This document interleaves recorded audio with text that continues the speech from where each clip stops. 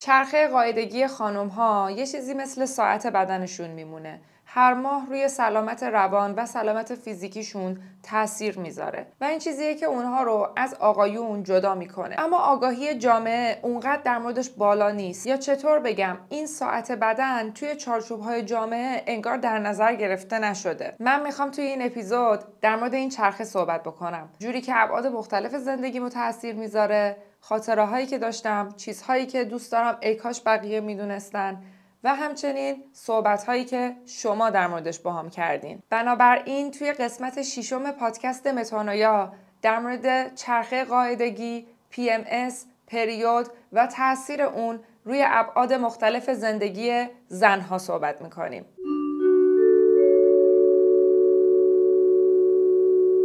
سلام بچه ها، خیلی خوش اومدین به قسمت 6 از پادکست متانویا. من متانت هستم و متانویا چنل ویدیوکست یا پادکست منه و اینجا در مورد تجربات مختلفم صحبت میکنم، در مورد موضوعاتی صحبت میکنم که خودم دوست دارم روی اینترنت در موردشون بشنوم.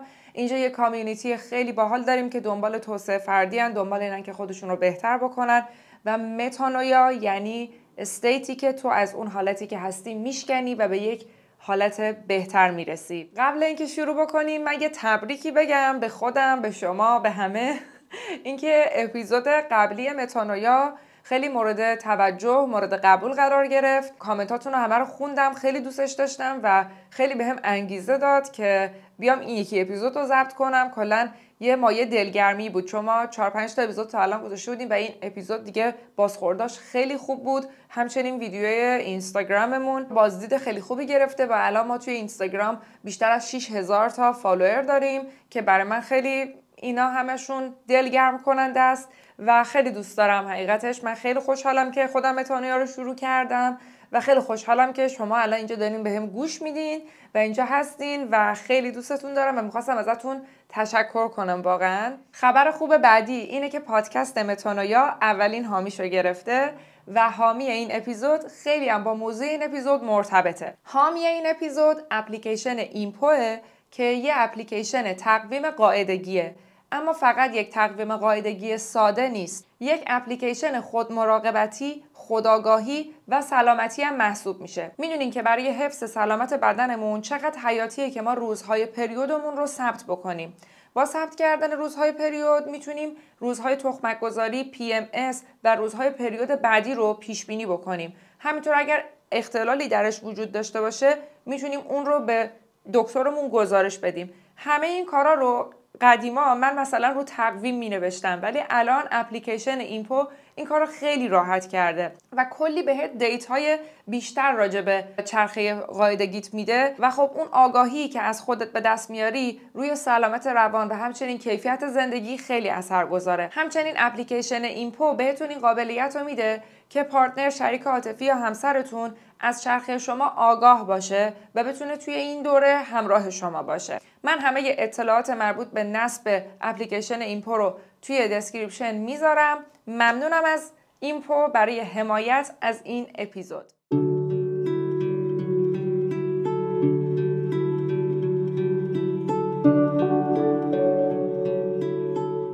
من امروز اومدم این کتابخونه پشت رو مرتب کنم که یکم تو ویدیو ترتمیز باشه. مرتب کردن این کتابخونه همانا انداختن 5 تا کیسه زباله بیرون، یه دونه قفسه تو انباری، یه عالمه کتاب توی انباری، عوض کردن چیدمان وسایلای این تو، اصلا همانا من 5 ساعت وقت گذاشتم و این اتاقو زیر و رو کردم. ولی خب خیلی راضیم به خاطر اینکه دارم این اتاقو یکم کاغذ دیواری و پردهش و اینا رو عوض میکنم و نیاز بود که یه مقدار اینجا یکم اتاق تکونی و کمد تکونی بشه و یه سری چیزای اضافه بره بیرون. الان خیلی مود خوبی دارم، ولی خب پدرم در اومد تا به اینجا رسیدم دیگه. یعنی ما قرار بود چند ساعت پیش این اپیزودو ضبط بکنیم، اما من باهاش مشکلی ندارم به خاطر اینکه من توی روزهایی از چرخه سیکلم هستم که امیدوارترین، پر انرژی ترین، outgoing و صحبت کن ترین و خوشرو و شادترین حالت خودم هستم و من اینجوری نبودم. 2 هفته پیش من کاملا عکس این موضوع بودم و از کارام موندم، اصلا اینکه الان فردا روز انتشار متانویا و من امروز دارم این ویدیو رو ضبط میکنم، همه اینا به خاطر اونه و کاملا میگم مودم برعکس این مود بود، به خاطر اینکه توی PMS هم بودم. اصلا همون شد که من گفتم که من باید بیام در مورد این اپیزود الان که واقعا این دفعه کاملا حسش کردم بیام صحبت بکنم، چون همیشه اینجوری نیست حقیقتش. یعنی همیشه سیکل ها اونقدر نیستش که تاثیر خیلی زیادی روم بذاره، ولی این دفعه واقعا تاثیر خیلی زیادی روم گذاشت و اینجوری بودم که الان وقتشه که من بیام توی متانویا در موردش صحبت بکنم، چون کلی خاطره و حرف زنده دارم که بیام در موردش صحبت بکنم. ببینید کلا سیستم چرخه قاعدگی خانم ها یه سیستمیه که ساخته شده به هدف تولید مثل، یعنی فرزند آوری، و این شکلیه که مثلا هر ماه یه تخمکی آزاد میشه، رحم آماده میشه برای اینکه اگر اون تخمک لقاح پیدا کرد ازش نگهداری بکنه، یعنی تبدیل مثلا از اون جنینه نگهداری بکنه. و وقتی که این اتفاق نمیفته، خب عملا دیوارای رحم میریزه و این چرخه دوباره شروع میشه و هر زن تقریبا از بلوغش تا مثلا سنین یائسگیش که حدودا مثلا 50 الی 60 سال اینا هستش، این هر ماه این سیکل رو تکرار میکنه. اما این سیکل فقط یک سیکل ساده نیست، یعنی یک پریود نیست، یک حالا مودی بودن و یه درد و اینها نیست و چیزی بیشتر از این هاست که من فکر میکنم هم جامعه نیازه که راجبش آگاه بشه و هم خانم ها نیاز دارن که بیشتر در موردش بدونن.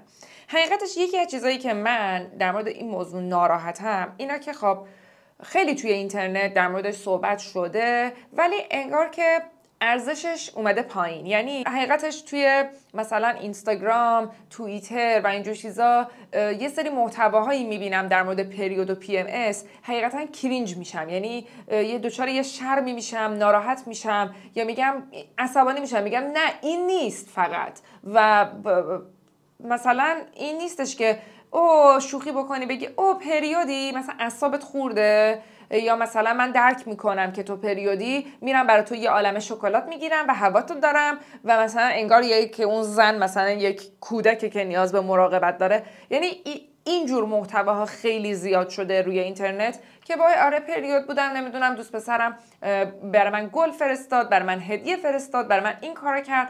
اما من اصلا نمیخوام به اون جنبه هاش امروز بپردازم و میخوام به یک جنبه دید بزرگتر نگاه بکنم و بیشتر تاثیرش رو روی پروداکتیویتی، روی سلامت روان، روی روابط و اینجور چیزا بگم. در مورد چرخه صحبت بکنیم و یک همین چرخه رو بشناسیم. من خودم در حد زیست شناسی تجربی که خوندم توی دیپلم تجربی گرفتم و سرچ ها میدونم و قرار نیست اینجا توضیحات خیلی تخصصی بدم و اینها، ولی کلا 4 تا قسمت داره. یه بخشیش بخش پریوده، یه بخشیش فاز فولیکولاره، یه بخشش فاز تخمک گذاریه و یه بخشیش فاز لوتئاله. و ما معمولا توی اون فاز فولیکولار و تخمک گذاری و اینها کلا سطح هورمون های استروژن بالاتره و توی فاز لوتئال و بعدم منسترال بهش میگن اصطلاحاً، سطح هورمون پروژسترون بالاتره. دلیلی که ما الان اومدیم اینجا در موردش صحبت میکنیم فقط همین هورمون ها و بالا پایین شدن میزانشونه که اون تاثیر رو میذاره. و ببینید چقدر هورمون ها مهمن. یعنی همونطوری که هورمون ها توی جاهای دیگه مثل اینکه تو قهوه میخوری کافئین بهت برسه، نمیدونم میری ورزش میکنی دوپامین ترشح کنی، نمیدونم با دوستات وقت میگذرونی، با پارتنر عاطفیت وقت میگذرونی، سروتونینت بالا میره، استرس میگیری، آدرنالینت نمیدونم بالا میره. یعنی همونطوری که اون هورمون ها عملا دارن تو رو تحت تاثیر قرار میذارن و تو داری زندگی تو طبق اونها پیش میبری، انتخاب هایی که میکنی، سبک زندگی که داری برای اونهاست، پس میتونیم نتیجه بگیریم که چقدر بالا پایین شدن همین هورمون ها هم مهمن. حقیقتش من خودم از وقتی که به این هورمون ها و بالا پایین شدنشون و این چرخه قاعدگی آگاهتر شدم، خیلی بهم توی سلامت روانم کمک کرد. کلاً یه نظریه‌ای که من در مورد آگاهی نسبت به سلامت روان دارم اینه که یه بخشی از درمان که تو مثلا میری تراپی، میری کتابای خودشناسی میخونی، میری کوچینگ و به اینجور چیزا آگاه میشی، یه بخشیش در همین آگاهیه. یعنی یه مرحله‌ای از درمان و بهبود سلامت روان در آگاهی اتفاق میفته. تو وقتی آگاه میشی به این که فلان تله رو داری، وقتی آگاه میشی به این که فلان اختلال رو داری، وقتی آگاه میشی به این که این رفتار تو، این خلق و خوی تو به خاطر این هورمون های توه، خیلی راحت تر ممکنه که جلوی این که یه رفتار منجر به بقیه رفتارها بشه رو بگیری، چون تو ریشه رو پیدا میکنی و حالا که ریشه و دلیل رو پیدا کردی خیلی راحت تر میتونی برای اون موقعیت تصمیم گیری بکنی. حالا الان من میخوام حس و حالی که توی هر بخش از چرخه سیکلم تجربه میکنم و باهاتون به اشتراک بذارم و میخوام از مرحله لوتئال شروع بکنم، یعنی همون مرحله‌ای که 5 الی 6 روز قبل از روز اول پریودت هست. من تو اون مرحله معمولاً خیلی خیلی خیلی ناامیدی حس میکنم و این ناامیدی بعدش منجر به یک سری افکار خودسرزنشگری میشه. خودسرزنشگری رو من خبر دارم از جلسات تراپی که رفتم، جزو اختلال‌هایی که من دارم، یعنی اختلال اضطراب و این خودسرزنشگری جزو چیزایی بودش که طی اندک جلسات تراپی که رفتم در مورد خودم یاد گرفتم و حالا وقتی این هورمون استروژن من پایین میاد، من یک ناامیدی رو دچارش میشم که بچه‌ها خیلی اینش جالبه که تو هر دفعه میدونی، یعنی آگاهی، علم به اینو داری که تو پی ام استی و این افکار ناامیدی، این حرفای بعدی که راجع به خودت میزنی، این احساس شکست خورده بودنی که میکنی، آقا واقعی نیست، این به خاطر این هورمون هاست. ولی هر دفعه یک جوری اتفاق میفته و این هر دفعه منظورم هر ماه نیست، گفتم بعضی وقتا رو حالتهای من هر چند وقت یه بار این برای من خیلی شدید میشه، ولی هر دفعه یک جوری اتفاق میفته که تو اصلا اون مغز اصلا نمیفهمه، یعنی نمیگه که آقا این به خاطر این نیست، نه، اون مغز میگه نه این سری اصلا به خاطر هورمون نیستش که تو به این دلیل و این دلیل و این دلیل تو واقعا داغونی، تو واقعا گند زدی تو زندگیت، ببخشید تو واقعا و همچین آدمی چجوری میتونه بره سر کار؟ چجوری میتونه کارشو ادامه بده؟ و اینه که من میگم آقا چقدر روی پروداکتیویتی ما تاثیر میذاره. تو فکر کن اینقدر ناامیدی، اینقدر حس بد نسبت به خودت داری که این باعث میشه که نتونی کاراتو انجام بدی و این بیشتر میشه و حتی بعضی وقتا این باعث میشه که تو دیگه خوبی ها، یعنی هورمونا اینا اوکی شدن ولی این یه تأثیری روت گذاشته که تو اصلا دیگه این شکلیه که خب کلن همه چی از دستت در رفته، روتین از دستت در رفته، اهدافت از دستت در رفته، حالا باید به یه عالم رو خودت کار کنی که نه بابا این اینجوری نیست، تو به خدا این خوبیارم داری، تو به خدا از پس اینم برمیای، ببین مثلا رئیست ازت راضیه، نمیدونم ببین کارت داره خوب پیش میره، به خدا چیزی نیست، هیچ اتفاقی نیفتاده و اینجوری باید به خودت بگی. من حتی بعضی وقتا اینقدر میزان افکار منفیم زیاد میشه که حتی افکار هم میاد تو ذهنم. بعد من مثلا کارم این شکلیه که خب بعضی وقتا باید سر یه تایمی یه پروژه‌ای رو برسونم. بعد درسته که فریلنس کار میکنم اما به هر حال به خودم یک سری تعهدها دارم، مثلا فلان تاریخ‌ها باید ویدیو بذارم، هر روز باید این استوریا رو بذارم، باید این کارا رو بکنم و خب وقتی که تو اون فاز قرار میگیرم من نمیتونم بعضی وقتا از پس کارام بر بیام و توضیح دادن این به خودم، به فالوورام، به کسایی که باشون پروژه دارم، یعنی مهمه، قول دادم، قرارداد بستم، خیلی سخته. چون اینجوری هم که خب PMS همیشه هست دیگه، یعنی هر ماه هست. خب میتونید باید یه فکری بکنی، ویدیوها تو زودتر آماده بکن، پیش بینی بکن اون تاریخو و از اون طرف این شکلی که بابا یه PMS سر کن، حالتو اوکی بکنی، این PMS تموم میشه میره، تو فقط برسون این پروژه رو. یعنی من 2 بود انگار در خودم دارم، اون بودی که میگه آقا ما واقعا نمیرسیم این هفته و از پسش بر نمیایم، ما اوکی نیستیم، مثلا حالشو نداریم پاشیم، مثلا نمیتونیم، هیچ ایده‌ای تو ذهنمون نمیاد، خلاقیتمون خشکه، خیلی خسته ایم، ما واقعا خسته ایم. بعد اون میگه که نه من نمیدونم، یه فکری به حالش بکن، این یه هفته هم برسون، جا نزن. و وقتی که این طرفی میگه حالا اشکال نداره، میشه تو رو خدا این دفعه رو جا بزنیم، این میگه سرزنش و این چیزی که درون خودم دارم حالا به بیرون، این که چجوری مثلا به طرف بگم که ببین امکانش هست مثلا این هفته نشه، چند روز عقب بیفته، نمیتونی دلیل بیاری، نمیتونی بگی من PMSم، مجبوری یه دلیل عجب غریبی بیاری. من حالم خیلی خوش نیست، سرمایی خوردم، حقیقتش یکم کارا اونجوری که پیش بینی میکردم پیش نرفت، معذرت میخوام. من حتی بعضی وقتا خجالت میکشم به کسایی که باهاشون راحتم بگم که من به خاطر PMSم و به خاطر اینکه بدون هیچ دلیلی حالم خوب نیست و امیدوار نیستم دارم این کارو کنسل میکنم. حقیقتش کلا توی روابطم خیلی آدم پرخاشگره میشم. یعنی بارها شده مثلا من دارم یه وایسی رو ضبط میکنم برای یه نفر، اینجوری هم که چرا این درک نمیکنه، این چیه دیگه داره میگه.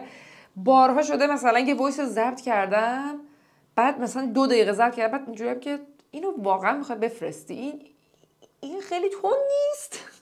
و یا مثلا فرستادم پاک کردم، یا اصلا نفرستادم قطعش کردم، یا مثلا واقعا از دست پارتنرم عصبانی میشم.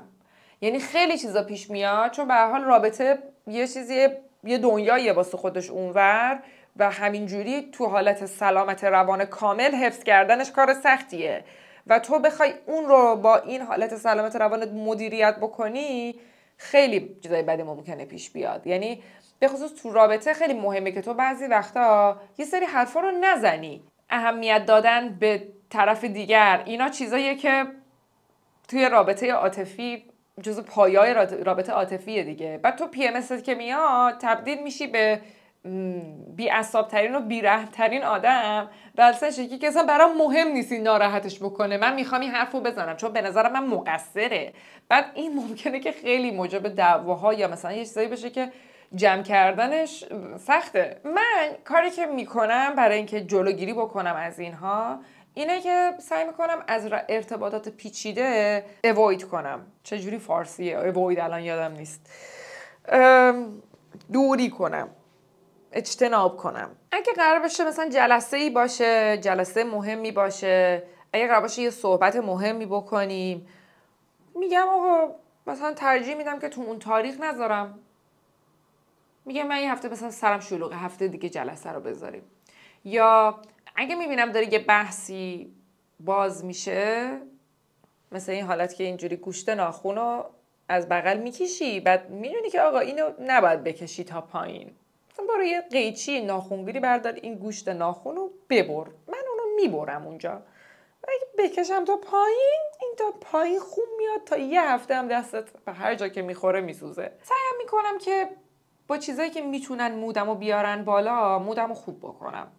حالا مثلا ورزش باشه، یا کمتر فشار آوردن به خودم باشه، جایزه دادن به خودم باشه، این که به هر حال خودم رو درک بکنم. یعنی سعی کنم اون صدایی که میگفت تو بدی، گند زدی، نمیدونم سرزنشگری و اینا، سعی میکنم اونو واقعا خفه تر بکنم و اینا کمک میکنه. ولی میگم بعضی ماها اینقدر شدید میشه که اصلا قدرت این کارا رو نداری و این اتفاقات میفته دیگه، نمیشه جلوشو گرفت. راحت گریم میگیره. چرا من الان اینجوری گریم گرفته؟ یه چیز مثلا ناراحت کننده ببینم، یا مثلا یهو ببینم از پس چیزا بر نمیام، یا میگم من نمیتونم این کارو انجام بدم، بعد میشینم گریه میکنم، بعد استرس میکشم، استراب میکشم، تپش قلب میگیرم و پنیک میکنم. و اصلا خنده‌دار نیست، ولی واقعا چیزاییه که تو اون چند روز آدم تجربه میکنه. کلا مثلا ضبط ویدیو، حرف زدن و اینا خیلی کار سختیه. به خصوص من سعی میکنم که اسکریپت، یعنی هیچ وقت آماده نمیکنم، همینجوری حرف میزنم. اینقدر بعضی وقتا، یعنی تو اون دوره که قرار میگیرم، اینقدر مثلا از خودم بدم میاد یا خود سرزنشگر میشم که اصلا نمیتونم این کاری که الان دارم میکنم و بکنم. یعنی مثلا الانم بعضی وقتا میاد میگم او ما مثلا بعضی وقتا یه حرفایی میزنم، بعد میگم او این کلیشه‌ای نبود، او این مثلا چرت نبود، بعد میگذرم ازش. ولی اگه تو PMS باشم اصلا قدرت جنگیدن با اون صدای درونم که میگه تو ناکافی، تو مزخرفی، تو زردی، تو هیچ ارزشی نداری، تو بازنده‌ای رو ندارم. خیلی احساس میکنم که یک آدم بازندم، بیخاصیتم و اینها. یعنی این سری شکلی بودم که اینقدر حالم بد بود که باید یه دونه پروژه آماده میکردم، نتونستم بکنم، به خاطرش گریه کردم، تمام تصمیمات زندگیمو بردم زیر سوال و دیگه یه جایی به بعد وا دادم. یعنی مامانم اومد خونه و به مامانم گفتم من در بی‌پناه ترین حالتم میشه فقط با تو درد دل کنم و تو هیچی نگی، اصلا هیچی نگو، اصلا هیچ نظری نمیخوام بدی. و بهش گفتم و رفتم هموم و اومدم و اوکی شدم به خاطر اینکه پریود شده بودم و خوب شدم. یعنی اصلا یه جدی امیده اومد. معمولا تو پریودم یه مقدار خسته میشم، کم انرژی میشم و بعدش پوستم شروع میکنه به شفاف شدن، حالم شروع میکنه به خوب شدن، با همه مهربونم. وقتی مثلا یکی داره یه قوری میزنه از شرایط، میگم اشکال نداره، روی این ورشو ببین، روی مثبتشو ببین، او ببین چقدر خوبه، خوش اخلاقم، با حوصله‌ام. وقتی مامانم بهم میگه مثلا خونه رو جارو بزن، بدون غر زدن راحت براش جارو میزنم. اگه همون جارو رو از من توی PMS میخواست بهش میگفتم که اصلا من این همه کار میکنم، چرا باید این کارو بکنم، نمیخوام بکنم، من الان وقت و ارزشم برای من اهمیت داره، من برای روزم برنامه ریزی کردم، من اصلا میخوام برم برای خودم استودیو بگیرم، میخوام جدا بشم و اینها. ولی وقتی که توی فاز فولیکولارم هستم، چشم مادر، جارو هم میزنم برات. تو ذهن خودم هم میشه که مثلا اشکال نره، 20 دقیقه نیم ساعت دیگه، مگه چقدر طول میکشه؟ حالا برنامه تو یه مقدار این ور اون ور کن، جابجا بکن. بعد یه جا هست، اینو من اون موقع نمیدونستم، بعد یه بار گلنوش بهم گفت. این دوستم گلنوش پزشکی خونده، بعدن رفت داروسازی، یعنی یه جورایی یه چیزایی از آناتومی میدونه. بعدن رفتم سرچ کردم، آره این احتمالم هست. ببین یه جا توی همین هنوز PMS شروع نشده، اینجایی که تخمک گذاری اتفاق میفته، اتفاقا بعضیا دل درد و اینا هم داره، یعنی اصلا متوجه میشی که الان تو اون مرحله ای. بعد اونجا من دوباره یه تغییر خلق و خوی خیلی کوتاهی 1-2 روزه دارم. بعضی وقتا میگم من چرا امروز بی‌عصابم، انگار از دنده چپ بلند شدم، چرا؟ بعد میبینم اپ رو چک میکنم، میبینم که آره به خاطر این بوده. دیگه در مورد بخش‌های دیگه، در مورد فاز فولیکولار بخوام بهتون بگم، ورزشم عالیه. یعنی همیشه چون من روتین میدوام و برای همین میتونم تمام روزها تمام شرایط رو میدونم دیگه، بدنم چه جوریه. روزی که چه میدونم از مهمونی رفته باشی، غذا زیاد خورده باشی، نمیدونم نوشیدنی خورده باشی چه جوری، نمیدونم روزی که کم خوابیده باشی چه جوری، روزی که هوا ابری باشه چه جوری. همه اینا رو دیگه میدونم چون 3-4 سال روتین دویدم. وقتایی که توی این فاز فولیکولارمم اصلا بدنم اینقدر خوبه، سریع میدوام، سبکم، خستگی توم نمیمونه، همه چی خیلی خوبه. ولی هرچی میریم تو اون فاز PMS و پریود، بدنم خسته است، چیزم انگار همه جام منقبض، سنگینه، ولی انجامش میدم خوبه. یعنی اینجوری نیستش که بگم بچه‌ها بده. البته میگن مثلا تو اون فاز ورزش‌های سبک‌تر انجام بدین، ولی همون اگه مثلا میدوین میتونین همون تمرین رو سبک‌تر انجام بدین، یعنی با سرعت آرومتری بدوین، مقدار کمتری بدوین. چون چیزی که تو وقتی اصلا هر چیا، یعنی فقط دلیلش اصلا تغییرات هورمونی نباشه، چه میدونم اون بیرون توی زندگی یه اتفاقی داره میفته که داره به تو اضطراب میده، داره سلامت روان تو رو تاثیر میذاره. هر چی که تو روتینت داری به دادت میرسه. ورزش تو روتین انجام میدی به دادت میرسه. نمیدونم صبح میری نون میخری، هر روز اونو کار انجام میدی به دادت میرسه. شوک‌گذاری میکنی، مدیتیشن میکنی، نمیدونم شبا برای خودت ژورنال مینویسی، اینا اگه هر چی که تو روتینت داری، اینا چیزایی هستن که به داد تو میرسن که اون سلامت روانه رو حفظ کنی. یه چیزی که برای من جالب بود این بودش که من از شما، حالا جلوتر میگم، من از شما پرسیده بودم که شما هم نظرتون رو بگین، چی چیزایی تجربه میکنین و اینا. تو انتهای این اپیزود در موردش صحبت میکنم. یکیتون ولی نوشته بودش که تا میام یه روتینی داشته باشم، به زندگیم یه نظمی بدم، این چرخه میاد گند میزنه توش. ولی بچه‌ها میتونیم دیدمون و نگاهمون رو به یک روتین عوض بکنیم. یعنی واقعا همین دیگه، انسان هیچ اونجوری چارچوبی نیست، چون ربات نیستیم که. همون موقعی که اصلا داری بر خود برنامه ریزی میکنی، بر خود روتین میذاری، باید این روزا رو در نظر بگیری. هم موقعی که اتفاق میفته این شکلی که اوکی 3 روزه 4 روزه 1 هفته است، اینا میتونن با هم دیگه یه مقدار جابجا بشن. چون میگم توی برنامه ریزی، توی نظم، توی روتین ساختن، فقط حالا تغییرات هورمونی نیست که ممکنه اثرگذار باشه.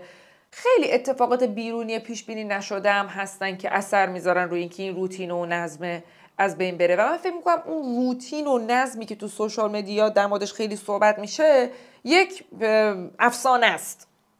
همونطوری که در مورد PMS گفتم که نمیتونی بری به طرف توضیح بدی که من اگه الان نمیتونم کارو برسونم به خاطر اینکه ناامیدم و یه مقدار خلاقیتم خوش شده، یه سری چیزا هم نمیتونی به آدم‌ها بگی. یعنی همونطور که خیلی جا افتاده، مثلا خب خیلی جا افتاده که آدم به همکارش شاید بگه که من پریودم، یا مثلا میتونه اینو راحت توی خانواده بیان بکنه، ولی هنوز اونقدر جا نیافتاده. یعنی حقیقتا من خودم دیدم این شکلی که آقا پریود من به هر حال یک چیز شخصی منه و من دوست ندارم خیلی در موردش صحبت کنم. یعنی حقیقتش دوست نداشتم راجع توی این پادکستم و حالا با خیلی احساس راحتی دارم در مورد پریود صحبت نمی‌کنم. سلیقه منه، یعنی دلم نمیخواد اونقدر راجبش راحت صحبت بکنم. نمیخوام مثلا یه طرف بدونه، چون میگم یه چیز شخصیه، چرا با طرف الان بدونه من تو پریودمم. مثلا من چند وقت پیش باید یه سفر کاری میرفتم و باید دلیل میآوردم براش، به خاطر اینکه دو طرف داشتیم تلاشمون رو میکردیم که این اتفاق بیفته و خب هر کس مثلا یه کاری داشت و اینا منم به خاطر اینکه پریود میشدم اون تاریخ و خب نمیتونستم وقتی پریودم 6 ساعت 7 ساعت مثلا ماشین بشینم، نمیخواستم اینو برم و نمیدونستم چه دلیلی بیارم براش. معذبم، نمیتونم اینو بگم، نمیتونم این دلیل رو الان اینجا بگم.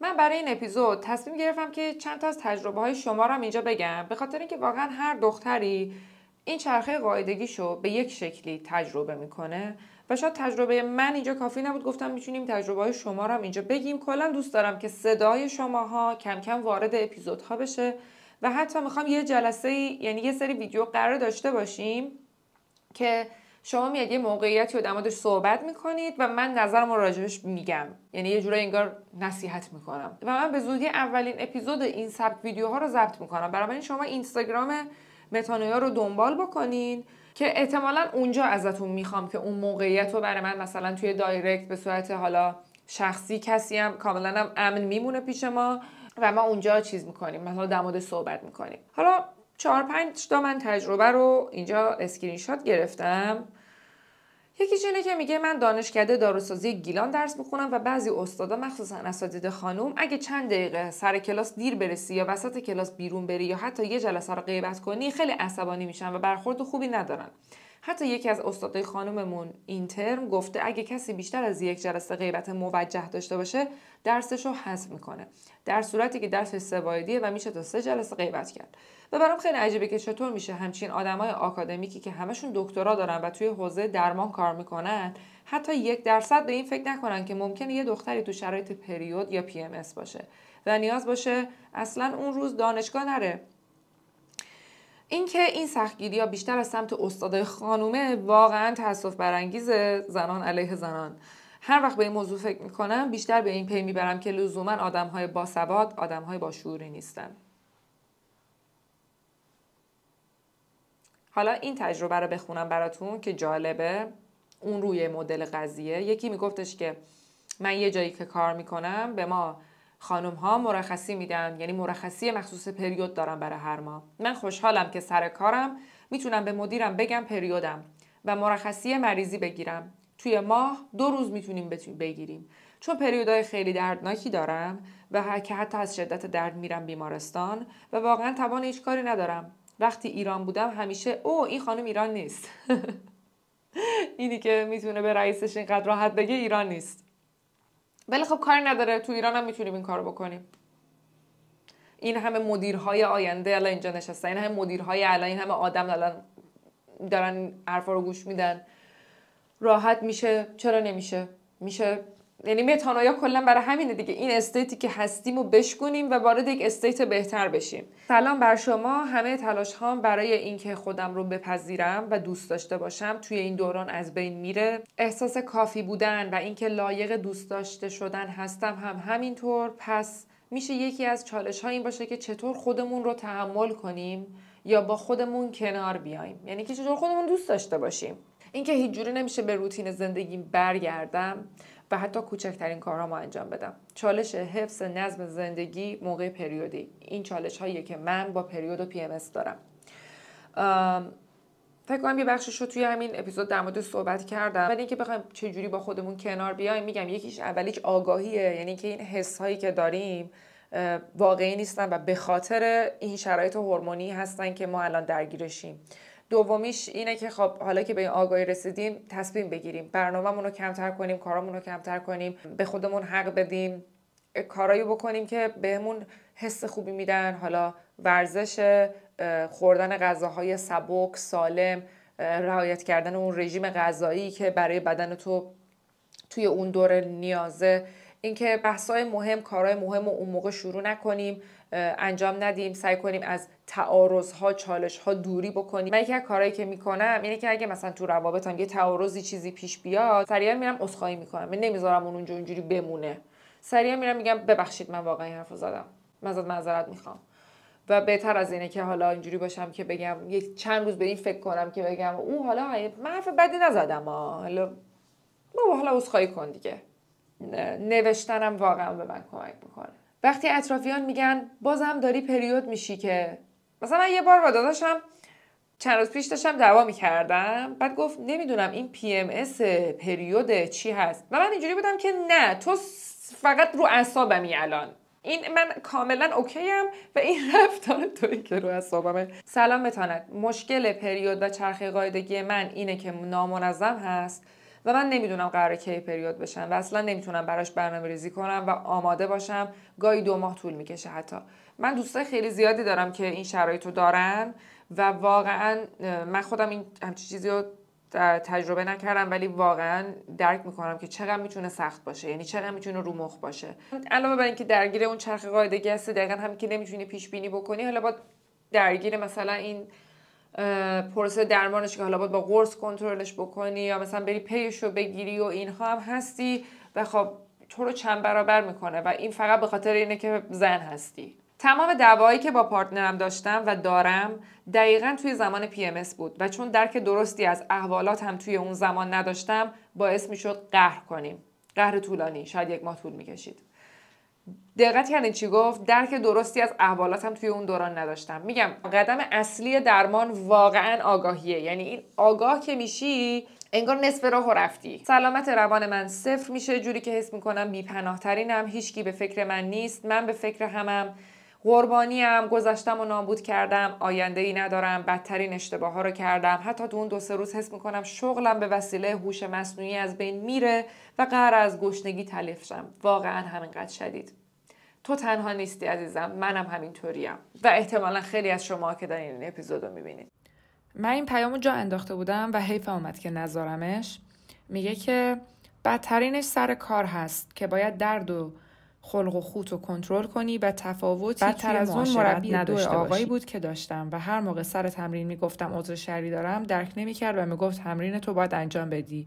به همین دلیل الان 3 سال مربی 2 خانم دارم که درک بهتری ازم داشته باشه. پسرها هم بعضیاشون واقعا درک نمیکنن. مثلا به پارتنرم میگم PMS هستم، میگه تو که تازه پریود بودی. تجربه دیگه این که سن از 30 سال رد میشه، دوره PMS طولانی تر میشه. من اوایل نمیدونستم و بعد متوجه شدم. مثلا خودم به شخصه 10 روز PMS هستم. تو این دوره همه چیز تحت تاثیر قرار میگیره، رژیم نمیتونم بگیرم، ورزش نمیتونم بکنم، حوصله‌ام کم میشه، اعصابم ضعیف میشه، اشکم با کوچکترین تلنگر در میاد و بعدش اینه که نمیشه هر ماه به همه توضیح بدی که من 10 روز رو قرار شخصیت همیشگیم نباشم و لطفاً من رو درک کنید. بچه‌ها به آخر این اپیزود رسیدیم. مرسی که تا اینجای اپیزود با من همراه بودین. خیلی دوستتون دارم. اگه این اپیزود رو دوست داشتین برای دوستاتونم بفرستین، لایک کنید، نظرتون رو بگید که اینا همش بهم انگیزه میده که اپیزودهای بیشتری رو ضبط بکنم. یه تشکر مجدد میکنم از اپلیکیشن اینپو بابت حمایتش از این اپیزود.